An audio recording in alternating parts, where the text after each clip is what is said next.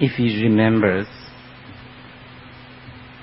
the promise that I made about studying Taiwanese, as he remembered every single conversation we had earlier, I'm in trouble. At my age, to study a language based on book is kind of impossible. Well, as he was speaking, I already thought a solution. I will ride in the taxi more often. Well, we are trying to do something quite impossible tonight. Probably you can count this as mission impossible number 3. To teach Heart Sutra barely in an hour and a half is a very big challenge. Because this happened to be the quintessence of all the Mahayana Sutra. This is the wisdom of the Buddha personified. So to be able to narrate this, explain this, is not a good attempt. But sometimes, especially this kind of activities, very wholesome activities, if we just start it, probably it will lead us to the more auspicious circumstances so that we will study and practice Prajnaparamita Hritya again and again. So before I explain this, to make the evening worthwhile, let's recite the sutra in Chinese. I think the short title of this somehow we refer as Heart Sutra. The heart, the term heart, refers to something quintessential. So here we are talking about a quintessence of jhana, which is the wisdom. See, prajna in Sanskrit, sort of loosely, if you translate this in English, I think it's called transcendental wisdom. Transcending. We are not talking about a mundane intelligence here. We are not talking about like intellect that can deal with the most difficult subjects such as mathematics or science or anything like that sort. I think it's important to give you a little bit of sort of background about this transcendental wisdom. See, one might wonder, why do we need such kind of mind, such kind of wisdom, if it has got nothing to do with mundane intellect? It's important because we then change our perspective, our way of looking at things, then will change. The way we look at the world, if it changes, if we change that, then the way we relate to the world will change. And by doing so, we will then have happiness. I mean, even the term happiness, when I say, by having such mind, we will have happiness. What do we mean by happiness? The happiness that we define today may not be a happiness tomorrow. Happiness that is defined by the West is not necessarily a happiness by the East. And even within our own mind stream, a happiness that we described and we thought happiness this morning is not necessarily happiness this evening. So, this proves that until we change the way we look at things, so-called permanent happiness or happiness forever that we always long for cannot be achieved. Now, before we touch the subject, very profound subject, the Prajnaparamita, let me give you an example of the way we change the attitude, not only the attitude, but the way we look at things. This is actually taught in the general Sharavakayana. Generally, it's believed when we look at things, we make 3 mistakes. First, we think or we look at them only as in whole. Second, we look at them as something permanent. And the third is that we think they are independent. For instance, if you look at our hand, we only look at as in whole. So maybe your question is, so what's such a big deal about that? Oh, it is such a big deal because if we look at them in part, we might not necessarily buy so much nail polish as we do, because we are not trained to see this as a skin, veins, bones, blood, and in pieces. If we are trained to see this as in pieces, we will not be attached. This is not only form that we do.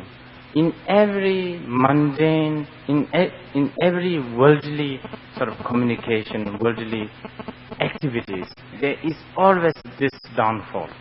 We generalize. We always generalize. Such as all Tibetans smell because they never wash. We do not take part, take into parts. But this is how the human mind works. So even when we are looking at one particular person, we always generalize about this person, his way he looks, the way he appears, everything, his attitude, his characteristic, everything, we generalize. See, the Sharavaka people, they are trained. This is during their meditation, they are trained to think and look at the world in parts. So we can look at a beautiful person and then think, because we only think in whole, that he or she is beautiful. But a trained person may not see this way, because a trained person will see in parts. So it's almost impossible for us to have desire in parts, like like parts, the blood, the vein, all these parts, parts. It's impossible to feel sort of yearning. I think these people may even feel a little awkward to even shake your hand, because their mind is trained to think like that. Okay, you are shaking hand with someone's skin, blood, and all of that. And then the second downfall that we have is we see this hand. As we look at this hand, we think this is exactly the same hand as yesterday. This is yesterday's hand, basically. And this is a big obscuration. Even scientifically speaking, between yesterday and today, so much has changed. Your skin has decayed a lot. Not understanding this then leads us to plastic surgery, all kinds of moisturizing creams, and so on and so on. I mean, imagine nowadays, not only people don't look at in parts, nowadays people look at their body, and some of the part of the body is not even part of real you. And you still think that's you. Because there's some silicons inside, I heard. Not understanding the impermanence, that things are changing, everything. Like your friend, for example, the friendship that we have, we think that he is my friend yesterday, therefore he is also today's friend. And that is our downfall. So there is that taking for granted, there's that blindness. I mean, look at our relationship, for instance, a family relationship. After being together more than a week or two, then you take granted for about things, each other. Because you have this fault, the second fault, that things are changing. You think it's the same person you were married to, but it is not. Every second, every moment is changing. And not understanding such kind of reality leads us to so much disappointment, because we have that expectation, complete blind expectation. The third downfall, the independent, we think it's independent. but it is not. It's very much dependent on food, environment, all kinds of circumstances. The very fact that I have a hand today is I was careful when I shut the taxi door. I was careful, and therefore I still have my hand intact. Basically, our life is more like hanging on. Let's say we are falling from a cliff, and there is one small grass, and we are holding on to that. We are dependent on lots of things. Now, you might ask, what's so wrong with that? Why not? Okay, it's not a big problem to depend on. Why don't you acquire it? Oh, there's a big problem here. Because, first of all, you have to obtain it. Whatever you are trying to depend on, you have to obtain that. And that takes a lot of effort, that takes a lot of energy. And finally, if you get one, by then, that cause or whatever thing that you are trying to get may have changed its character. Like we are dependent on a certain medical treatments, but once we have it, probably that treatment may not work.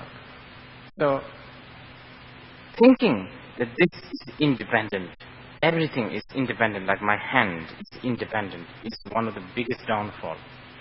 Now, having such knowledge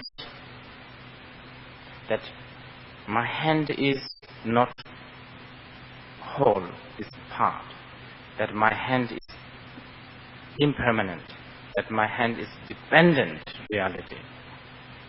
Such a mind is what we call prajna. It's called wisdom. We are not, so as you can see, we are not talking about, when we talk about wisdom, we are not talking about some kind of a clairvoyance so that you can read someone else's diary book. Understanding the truth is the prajna. But are we talking that kind of a wisdom here? No. Because we are talking about prajna paramita. It's even beyond that, even beyond these kind of what profound mind that we were talking earlier. This is Mahayana bragging anyway. Let's see whether it works. We are talking about the highest form of wisdom. To help you understand this, I will quote Chandrakirti.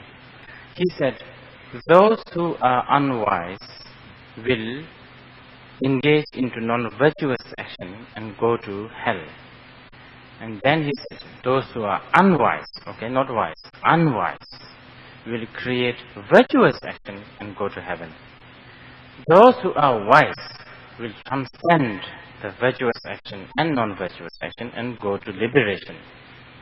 That's the type of the mind we are talking here. Nagarjuna, I'm going to quote, he said, he was praising to the Buddha. Okay, he was praising, in one of the stanzas, he was praising to the Buddha. He said, I praise you, or I pay homage to you. One who said that there is nirvana. But there is no nirvana that is absence of samsara. That non-existence of the samsara itself is the nirvana. This are the type of mind we are talking here. Okay. Hridya, the prajna paramita hridya, which actually means heart, the essence. Not only this is the quintessence of all the Mahayana Sutra, but this is also the shortest form of the Prajna Paramita Sutras, which in the greater version there is 12 volumes, 8,000 verses, and so on and so on. Now, the origin of this text itself is believed to be brought by Nagarjuna after the visit to land of the Nagas. Once Buddha was in the Vulture's Peak. I have to draw your attention here because one might think this is only a discussion between Shariputra and Avalokiteshvara. So how come this is a sutra, considered as a sutra? When Buddha was in Vulture's Peak, he was in the deep state of meditation in emptiness. At that very time, Maha Bodhisattva, the great Bodhisattva Avalokiteshvara, was also dwelling in the samadhi of emptiness. Then, by the power of the Buddha, by the power of Buddha's compassion, this is quite an important thing to say, because it is believed that no matter what kind of stage of Sharavaka Yana you have reached, you cannot reach the samadhi of a great bodhisattva such as Avalokiteshvara. But here, Shariputra seems to know what's going on in Avalokiteshvara's mind. This is because of the power of the Buddha. Then, Shariputra asked a question to Avalokiteshvara. How should a being pursue the path of the profound prajna paramita? Okay? So it is this blessing of the power of the Buddha that invoked a curiosity in the Shariputra's head, which then allows us to categorize the sutra as a sutra of the Buddha, a teaching of the Buddha. Then Avalokiteshvara, the Maha Bodhisattva Avalokiteshvara said to Shariputra, those who wishes to follow the profound path of the prajna paramita, they must do following.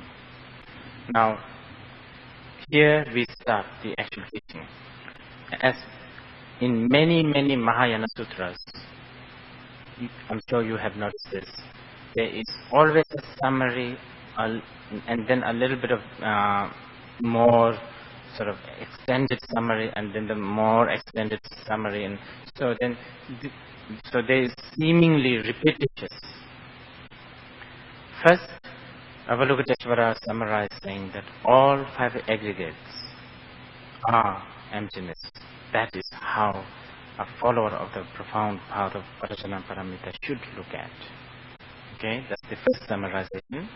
And then extend a little bit. Form is emptiness, emptiness is form. Form is not other than the emptiness. Emptiness is not other than the form, and so on. So here, let's dwell in here a little bit. So one might ask, what's the big deal about five aggregate? What's the big deal about form right in the beginning? Why not talk about mountains or rivers or something else, something more solid, something more greater? I mean, later part you will hear detailed explanations like there's no nose, there's no ear, there's no nose, and stuff like that. One could almost think, why can't they just say there's no head? This all has some kind of this definitely has a lot of purpose in explaining this way. Unfortunately, we might not be able to cover all of that. But okay, now why five aggregates? And of all the five aggregates, why the form first? Now this is a very interesting, a very famous quotation, verses from the Nagarjuna. I will translate it very sort of loosely so that we can understand in our colloquial language. Okay, so the point is, what is the purpose of this life? Or maybe the better way of saying is, what should we have as the most essential thing in our life? If you ask this to Buddhists, if you happen to be there during this discussion with Avalokiteshvara and Shariputra, answer is an obvious one. The most essential thing in our life is to have fun, is to be happy. So between us and the Buddhas and Shariputra and the Avalokiteshvara, we have no dispute over what is the purpose of our life. So where does the dispute begin? We have a big disagreement between how to have that fun. They think, anyway, these guys, they think that how we try to construct happiness is exactly how we end up suffering. It is the very cause that will lead us to suffering. Our way of doing, it doesn't matter, economy, science, political system, whatever.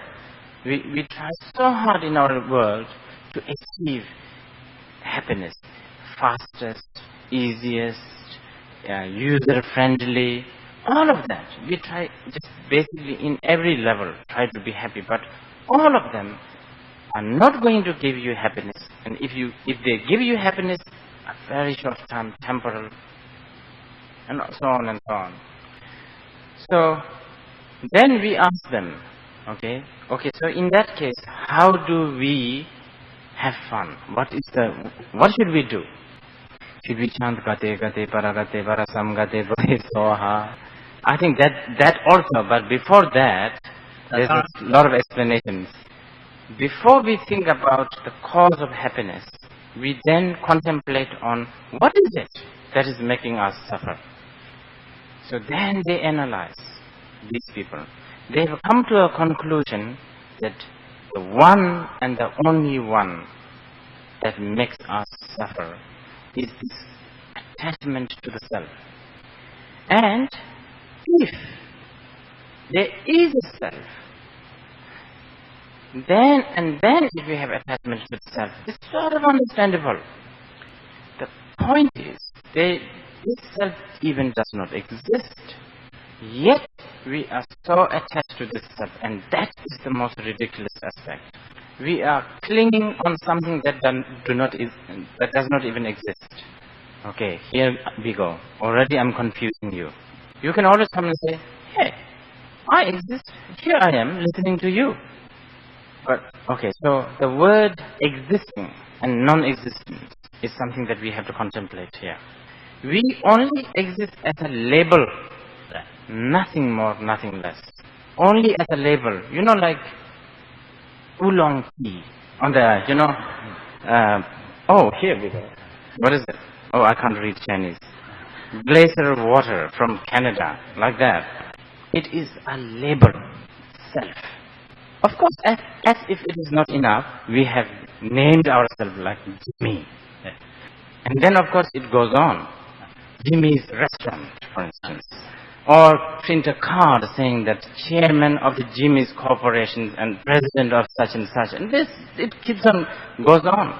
And all the university degrees that you framed on your office walls, stuff like that. And spend so much money on carving, what is it? Seal, right? The seal. These are all labels, and we are so attached to this. And it would not really make much difference, actually, whether your seal is carved on a rhinoceros's horn or by all means, a radish. But because we have developed this attachment to the self, the name, it does matter for us. And people, if you look at the suffering that we have in the world, I mean, religious disputes, national disputes, domestic disputes, everything is coming from this attachment to the self. And this self is a label. So now, the question is, they have to have something to put a label on, right? Like this bottle, like this water, then you put the label on. So the question is, what is it that we have labeled? Well, Mahabodhisattva Avalokiteshvara has come up with 5 things, 5 aggregates. 5 aggregates are the 5 aggregates are the sort of group of phenomena that we label on as self. So this is why, before anything, Avalokiteshvara is interested to talk about the object that which is being labeled. Okay? Well, let's take a rest. It's such a kind of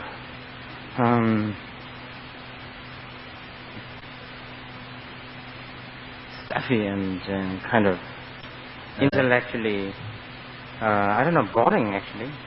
5 minutes, stand up, walk around. Thank you.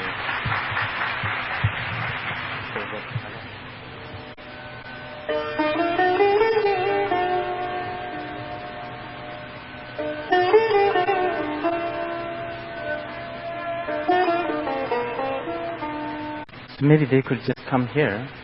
I would like to know the Rinpoche's explanation. to the world wanderers.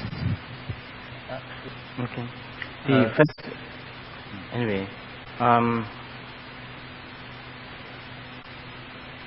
maybe we should stick with the 5 aggregates, don't you think? The second question, the visualization, I really don't know. It's all those Vajrayana people you should ask. This is a Mahayana sort of quintessential time, and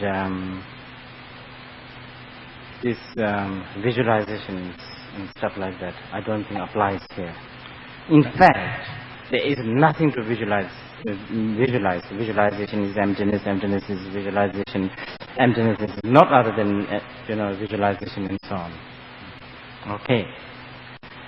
We will continue a little bit. I will give you some time to ask questions, although we don't have much time. But still, I think it's good to have few questions so that I will know whether we are communicating or not. Okay. So the 5 aggregates are the phenomena that is labeled as self. We talked something quite similar earlier when we talk about hand. We are looking at this form made out of a lot of parts, whose nature is actually impermanent and dependent, and we labeled it as a hand, and we attached to that label. I mean, my poor hand, my beautiful hand. Nobody says my beautiful blood, my beautiful parts of skin. Nobody says that.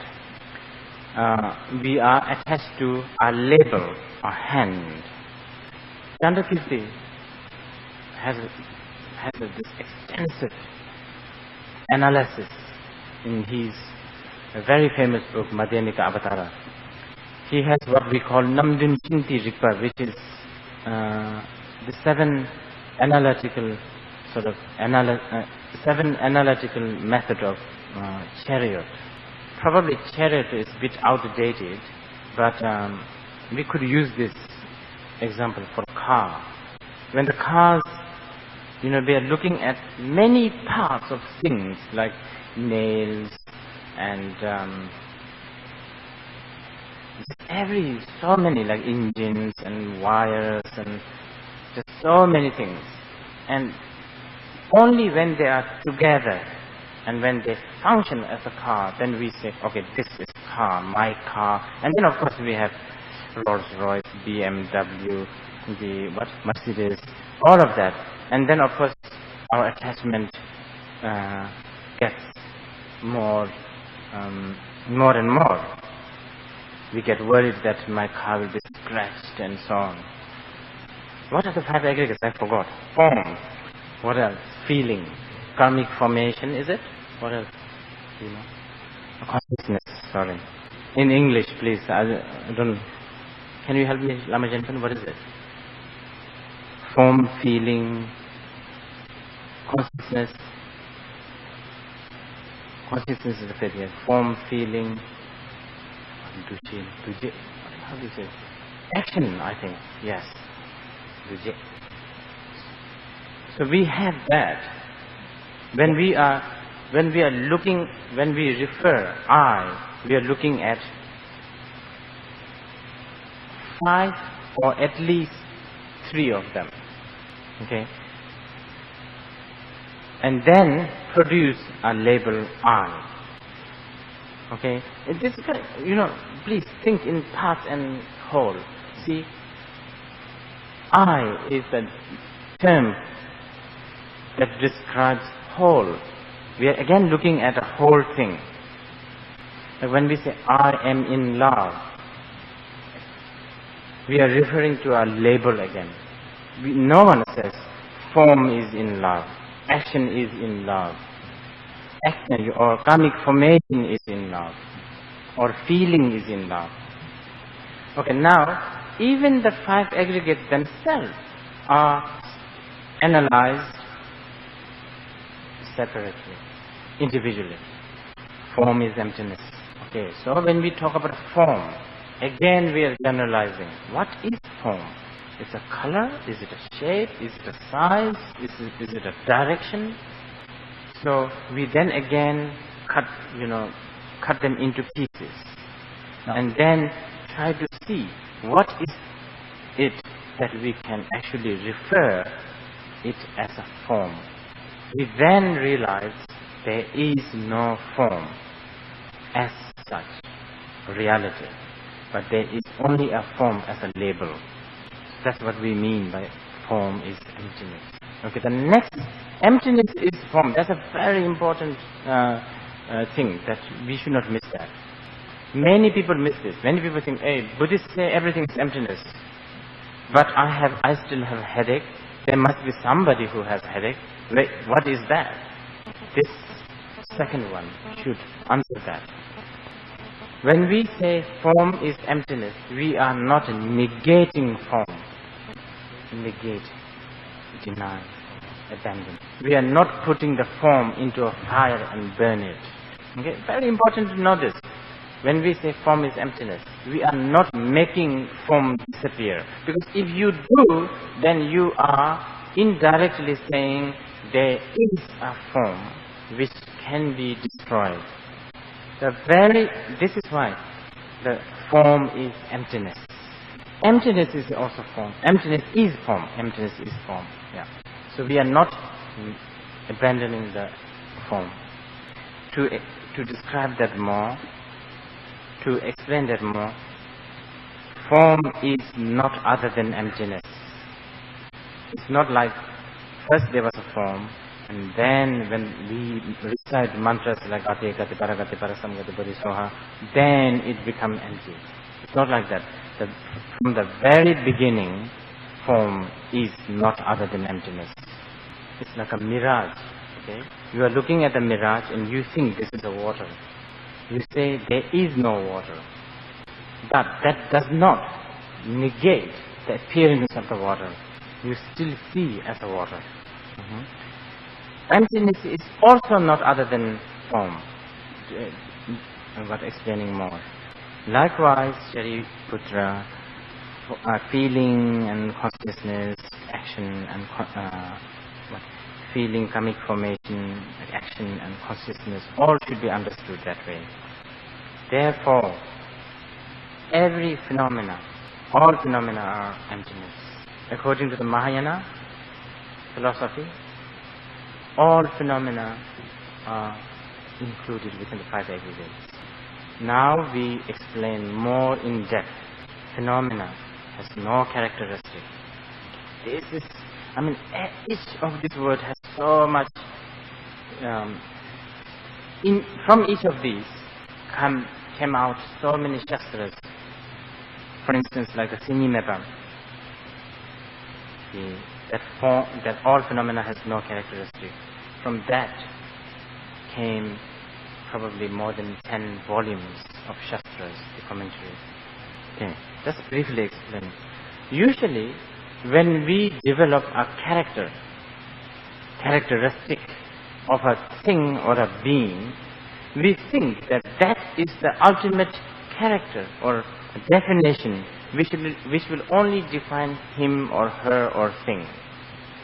But with the same logic that we talked earlier, because whatever you are defining, whatever characteristic you are constructing, it is based on whole. You are looking at a whole. You are looking at something dependent and something impermanent. Therefore, there is no such thing as absolute, unchanging characteristic. Even in the mundane level, when we say, oh, his character is like that, as if we know, and as if that characteristic is never going to change. Who knows? While you even say it, his character is like that. By then he has already changed his characteristic. Okay? We have to gallop now. Okay? Next, things are not born.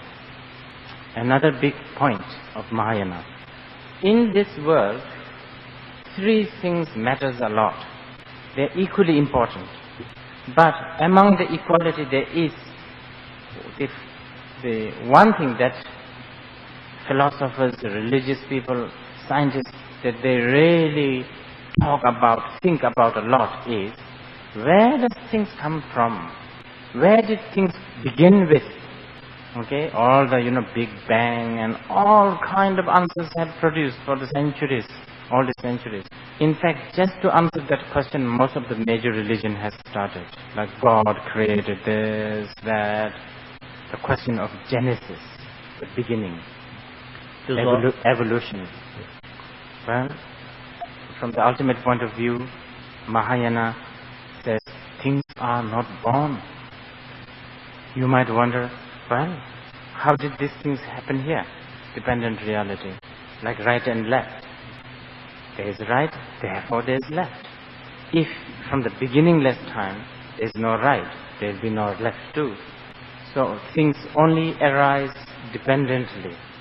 There is no independent, first ever, independent, permanent, ultimate birth. That's what it's saying. Things are not born. Therefore, there is no cessation. If there is ultimate birth, then there is ultimate death. The next, no stain. This is another big point in Mahayana Buddhism. Mahayana Buddhists do not believe in original sin. Therefore, Mahayana Buddhists do not believe in punishment. So, you may ask, where does the karma fit in? Relatively, Mahayana believes in consequences. If you put an egg in the water and boil it, and if there's no stopping, you have no choice, but it will be cooked. That is the consequences. Therefore, this seemingly defiled mind streams such as aggression, jealousy, pride, all these do not exist ultimately. That says a lot, If you believe, let's say, aggression exists ultimately, then you cannot do anything. Why even try to change? But the very fact that the anger, for instance, comes and goes. Anger is dependent on things. You have to have a cause and conditions to make you angry. Anger, this morning we are angry, but tonight we are not. So we see the anger does not stay. All this proves that anger is not an ultimate phenomenon. Since there is no ultimate defilement, there is no such as liberation or the purification of stain. Another big, what we call lion's roar of the Buddha. Buddha always said the biggest obstacle, challenge in our life as a Dhamma practitioner, as a Buddhist, will be Buddhism itself. As long as you are stuck with it, then you are not you have not achieved the liberation. Because the defilements do not exist on the ultimate level, therefore, we as a human being, while we are roaming in this imperfect world, we do not become lesser or we do not become worse and worse. Our nature do not become worse and worse. Ultimate level, okay? Therefore, because the defilements do not exist, therefore, since there is no degeneration of our true self or the true nature of our self, therefore there is no increasing of enlightened qualities also. Okay? That's one layer of some, slightly long, elaborated, some elaboration. And now the next one is even more. Therefore, Shariputra, form has no, emptiness has no form, no feeling, and so on, all the way until there is no element of consciousness. Okay. Now, after hearing this, before we become kind of pessimistic existentialist, I will let you ask some questions. Pessimistic existentialist. Please stick to the Heart Sutra.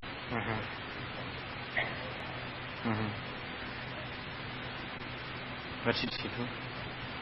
She should practice Tonglen according to the Mahayana practice. And I'm sure there's many great masters within the Mahayana tradition here in Taiwan who could teach her that. Well, that's what I was explaining right in the beginning, the changing of the way of looking at things. And this is meditation actually, changing the way of perspective, I guess, is actually a meditation in action. Well, begin with your hand, as I was explaining you this evening.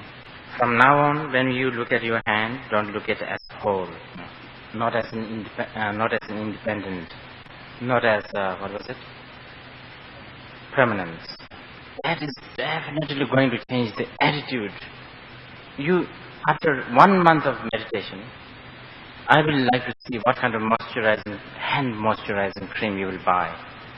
Now, this does not mean that you will stop buying the moisturizing cream. You might even buy more, but the attitude has changed. It is the attitude that you need to change.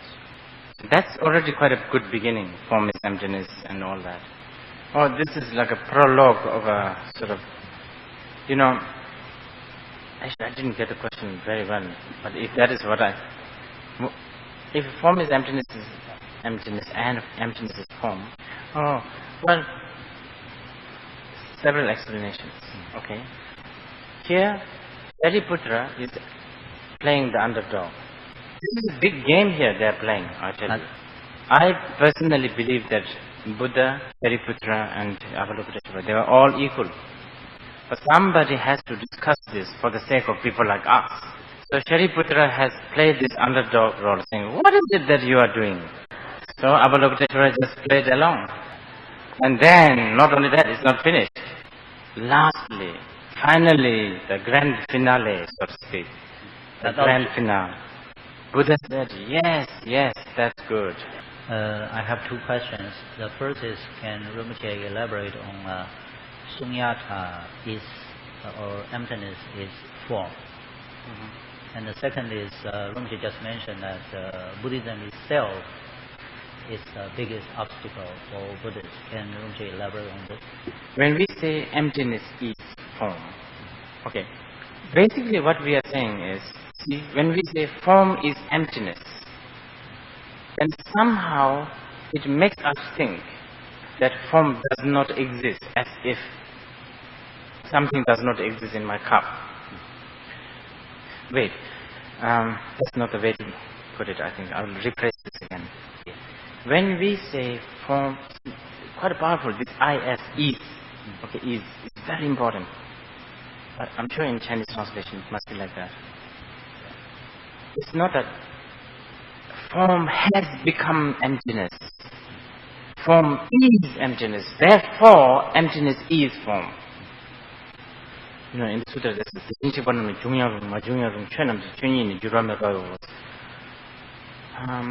whether the Buddhas, whether the Tathagatas have came or not, the truth of the phenomena will never change. That's the same thing here. The Buddhism being the biggest obstacle is very well explained by Dharmakirti. It's like taking a boat. If you take a boat to reach other shore, and if you reach there, you should get out of the boat. But that's difficult because we Buddhists love Buddhism. 不过这个很难做的。身为佛教徒，当然都是一定非常热爱佛法。And we don't even realize that Buddha was not a Buddhist. Okay, so let's continue.